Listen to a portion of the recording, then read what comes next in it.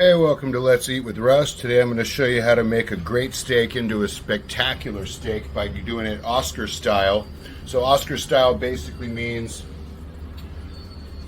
first you top that great steak with some crab meat, and if I'm making it at home I'm putting more crab meat on it than a restaurant would. So I go a little heavy with the crab. Who doesn't like crab? Got a little shell in there. And then once you get your crab on there, then you're going to take some of the bearnaise sauce and spoon that all over it.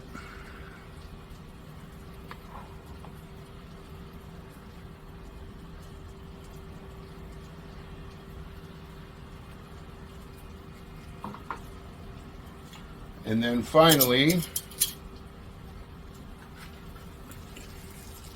you top it with a few sprigs of freshly sauteed asparagus. Try to make it look a little pretty with a crosshatch there. And there you go. Steak Oscar style.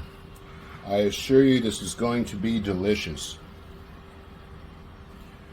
Again, thanks for watching. Please like and subscribe.